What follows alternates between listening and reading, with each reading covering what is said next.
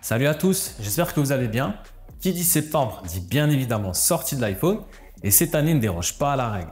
Apple nous a présenté ses iPhone 16 et 16 Pro Max il y a quelques semaines de cela et j'ai pu l'avoir le jour de sa sortie, donc je l'ai depuis une dizaine de jours et j'ai notamment voyagé à Berlin avec. Je vais être très franc, cet iPhone est peut-être le moins intéressant depuis des années selon le modèle que vous aviez bien évidemment auparavant. Pour tout vous expliquer, j'ai acheté mon iPhone 16 Pro Max donc en Day One chez Apple. Mais j'ai dû le retourner et en acheter un autre parce que le mien était, je pense, clairement défectueux avec une autonomie catastrophique, une surchauffe excessive, mais je vais tout vous détailler et vous expliquer pourquoi je pense ça.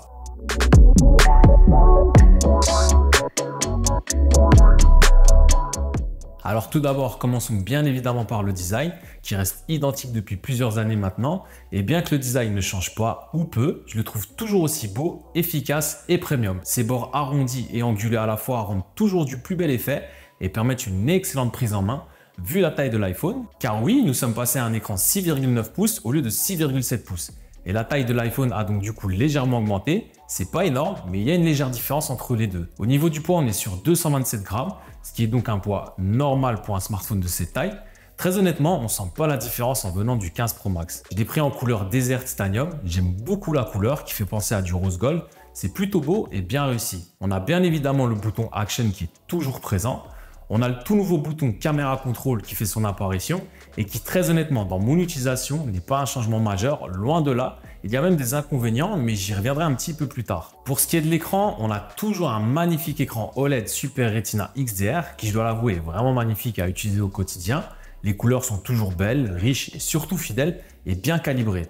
C'est vraiment un bonheur de regarder son contenu, surtout que les bordures ont encore été affinées cette année et on a encore plus l'impression d'être plongé dans notre écran. Nous sommes bien sûr en 120 Hz adaptatif et heureusement parce que oui, la gamme des iPhone 16 simples n'ont toujours qu'un écran 60 Hz. Et oui, ça arrive encore en 2024. Concernant l'écran, j'ai eu de nombreux bugs lors des premiers jours du côté du tactile. Avec mon écran qui ne réagissait plus du tout, je devais verrouiller et déverrouiller mon iPhone à nouveau pour que l'écran reprenne. Apple a l'air d'être au courant et une mise à jour devrait arriver prochainement. Mais en attendant, ce bug est vraiment frustrant et donne un mauvais point à Apple. Car même si c'est logiciel, je ne comprends pas que ce genre de bug aussi grave puisse arriver sur une sortie de smartphone. Quand je dis grave, on s'entend, mais bon, avoir un bug de ce type-là, c'est vraiment frustrant. Nous avons bien évidemment une prise USB-C et c'est toujours un bonheur d'avoir ce port. C'est tellement plus simple de pouvoir charger tout avec un seul et unique câble.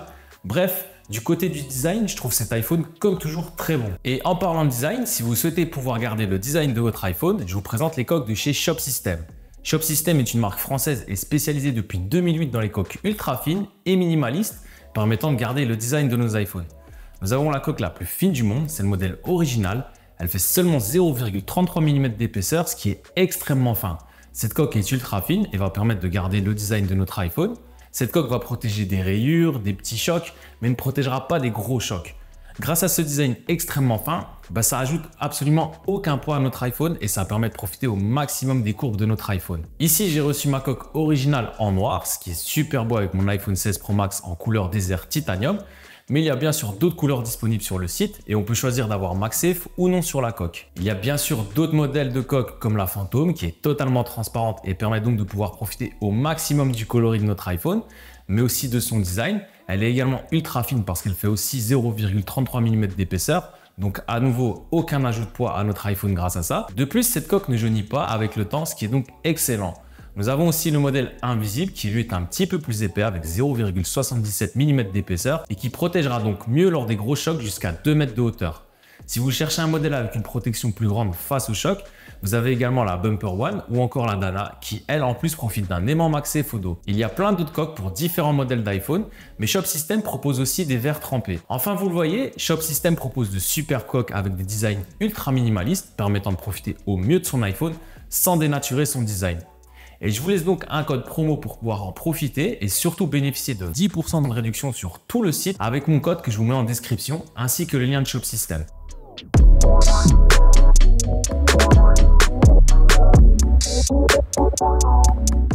Du côté des performances, Apple a bien évidemment mis à jour sa puce maison avec la A18 Pro, puce qui a été taillée pour Apple Intelligence Et comme vous le savez, Apple Intelligence n'est pas près d'être disponible en Europe. Certes, Apple a annoncé l'arrivée d'Apple Intelligence en français en 2025, mais ça ne veut pas dire pour autant que ça arrivera en Belgique ou en France.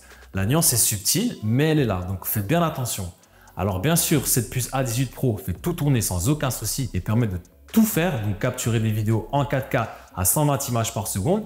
Je reviendrai aussi plus tard sur ce point-là. Mais malheureusement, du côté des performances, hormis vous dire que tout tourne parfaitement, je ne peux pas vous dire grand-chose d'autre. Car sans Apple Intelligence, cet iPhone ne fait pas grand-chose de plus que l'iPhone 15 Pro Max peut le faire. J'ai par contre eu des bugs liés à une surchauffe excessive. Je vous explique. J'étais à Berlin pour couvrir l'event de Xiaomi. J'avais décidé de pousser cet iPhone et voir s'il était possible de filmer l'event entièrement et uniquement avec mon iPhone. J'ai pu le faire, ça y a pas de souci, mais je peux vous dire qu'il surchauffait ultra rapidement quand je filmais en ProRes et surtout c'était qu'en Full HD, car j'ai même pas filmé en 4K. Tout a été filmé en Full HD et ça chauffait mais vraiment extrêmement.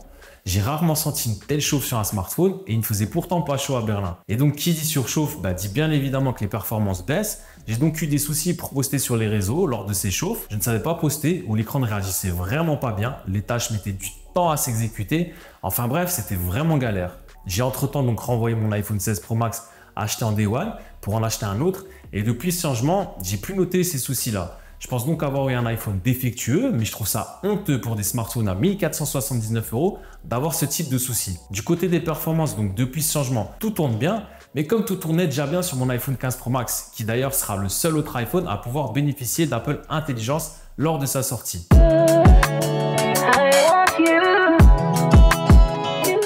Alors du côté de la photo et de la vidéo, nous avons eu droit à quelques nouveautés qui sont plutôt pratiques. Pour la photo, nous avons toujours 3 capteurs. Un capteur principal de 48 mégapixels, un capteur ultra grand angle également de 48 mégapixels et un téléobjectif x5 toujours de 12 mégapixels. Comme l'année passée, Apple nous dit que nous avons 6 focales dans notre poche.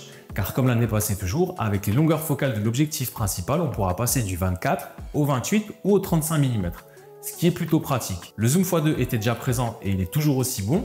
Le téléobjectif x5 est toujours aussi bon et vous savez à quel point j'aime cette focale car ça permet de donner des perspectives totalement différentes. Je trouve qu'il y a vraiment une excellente cohérence entre les 3 capteurs. Les couleurs sont fidèles et le traitement logiciel me paraît vraiment bien et il me plaît en plus de ça. Comme vous le savez, l'iPhone fait partie des meilleurs photophones du marché et même si ce n'est peut-être pas le meilleur, il fait d'excellents clichés comme vous pouvez le voir. On a bien évidemment du RAW Max permettant de retoucher nos photos avec énormément de latitude et c'est vraiment un bonheur à retoucher. Du côté des nouveautés, il y a les styles qui étaient déjà là l'année passée, mais cette année, il est possible de les modifier directement lors de la prise de vue, ce qui est plutôt pratique et surtout cette année, je les trouve mieux. Ils offrent de meilleurs résultats et donnent de plus beaux looks comme vous pouvez le voir sur les photos que je vous partage. En photo, il est donc excellent pour mes usages. Pour la vidéo par contre, Apple, et je le dis toujours, est actuellement le maître dans ce domaine. Nous avons toujours la possibilité d'enregistrer nos vidéos en log ProRes jusqu'en 4K à 30 images par seconde sans SSD. Avec un SSD, on peut monter jusqu'à 120 images par seconde en 4K. C'est juste énorme. La latitude de ce log est vraiment impressionnante. J'ai d'ailleurs tourné tout mon vlog de mon trip à Berlin uniquement avec mon iPhone 16 Pro Max en ProRes. Je vous mets le lien dans la description pour que vous puissiez le voir et juger de la qualité des images. Les vidéos qui sortent sont vraiment belles, même sans le log. Le traitement logiciel n'est pas trop poussé et offre donc des résultats assez fidèles. C'est en tout cas un traitement qui me plaît à moi personnellement. Et nouveauté pour la vidéo, c'est la possibilité d'enregistrer en 4K 120 images par seconde, ce qui permet d'un ralenti juste magnifique. Ça rend vraiment bien. Par contre, nous pourrons filmer en 120 images secondes qu'avec le capteur principal ou en zoom x2 et on peut aller jusqu'à du x3 mais ce ne sera pas du zoom optique. Comme vous le voyez dans mon exemple, les ralentis sont super beaux et fluides et ça permet à nouveau de considérer nos iPhones comme des caméras dans nos poches. Parce qu'on a de plus en plus de possibilités et de latitude. Ce qu'Apple arrive à faire en vidéo, c'est tout simplement incroyable.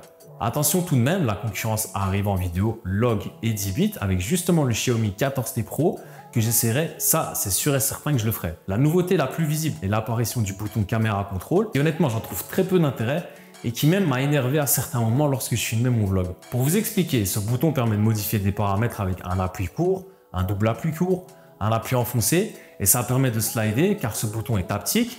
Dans l'idée c'est cool, mais dans la pratique c'est pas du tout pratique. L'appui court marche une fois sur deux, le double appui court c'est pareil, il faut souvent s'y reprendre à plusieurs fois pour que ça fonctionne. Le slider lui il marche bien, voire même trop bien. Et je m'explique. Lorsque je filmais mon vlog, je tenais mon iPhone à une main comme ça et du coup mon doigt se posait pile poil sur le bouton caméra. Et donc après en regardant ce que j'avais filmé, je voyais que ça avait zoomé en x5 par exemple. J'ai dû donc refaire plusieurs fois mes prises à cause de ce bouton. L'idée est là, mais je suis pas sûr que c'est un bouton dont je vais me servir régulièrement. Surtout qu'on a pris l'habitude, faut pas se le mentir, de filmer comme ça avec nos iPhones. Et je pense que ce bouton ne va pas changer de manière radicale notre façon d'utiliser nos iPhones. Autre très grosse nouveauté, c'est la possibilité désormais de nettoyer son audio enregistré via la caméra et de pouvoir avoir un son super clean en quelques clics. C'est un peu comme Google le fait avec sa gomme audio, mais ici je trouve que c'est encore un petit peu plus performant. Cette fonction s'appelle Mix Audio et est vraiment super pratique. Je l'ai notamment utilisé pour mon vlog, pour donner un bon coup de nettoyage dans un premier temps et pour ensuite appliquer mes presets en post-production. Alors on a 4 possibilités. La première, forcément c'est la standard, donc on laisse le son tel qu'il est. On a ensuite, dans le cadre, cette fonction va se focaliser uniquement sur la voix des personnes visibles à l'écran et franchement ça marche super bien. On a ensuite le mode studio. Ce mode va donner l'impression qu'on avait un micro sur soi, donc c'est parfait justement pour le vlog. Et on a le mode cinématique. Ici, les voix vont être traitées comme au cinéma et mises en avant par l'algorithme. Je dois vous dire que c'est vraiment super bluffant. Les résultats sont vraiment bons. Bien évidemment, si on ne les pousse pas au max, sinon ça pourra donner un effet robotique. Ça peut donc vraiment vous sauver si vous n'avez pas de micro sur vous. Donc voilà, d'un point de vue photo et vidéo, Apple est toujours aussi bon et c'est vraiment la seule partie sur cet iPhone 16 Pro Max qui a des évolutions notables pour moi. Apple tend vraiment à dédier sa partie vidéo au monde plus professionnel et permet d'utiliser son iPhone donc comme une véritable caméra.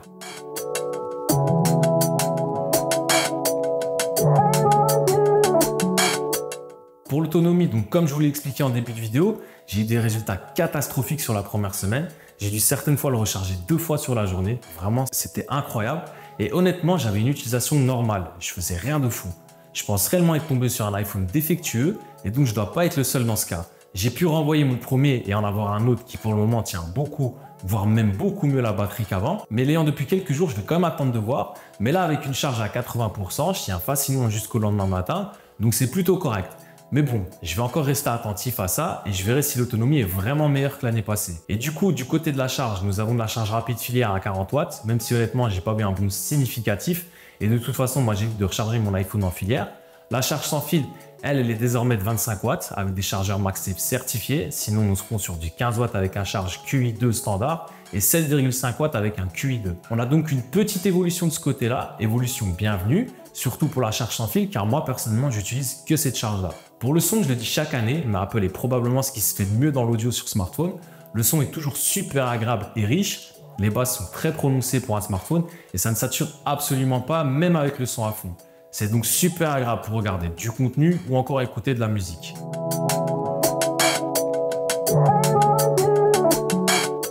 Alors que dire pour conclure? Très honnêtement, je suis déçu.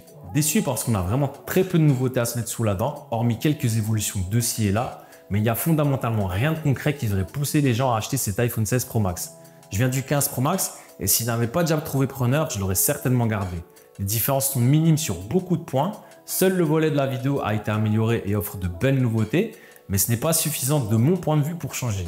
Que ce soit en photo, du côté des performances, il n'y a absolument aucune différence entre les deux. Mais attention, bien sûr, si vous êtes sur un iPhone 12 ou 13, vous verrez une différence, ça c'est sûr et certain. Mais déjà à partir du 14 Pro Max, la question peut se poser à savoir s'il serait intéressant de changer ou pas. Si la vidéo est importante pour vous, alors oui, car sur le 14 Pro Max, vous n'avez pas le ProRes par exemple. Mais si ça ne vous intéresse pas, honnêtement, gardez votre argent et voyez d'ici quelques mois si Apple Intelligence arrive. Car c'était surtout ça qui était attendu, Apple Intelligence.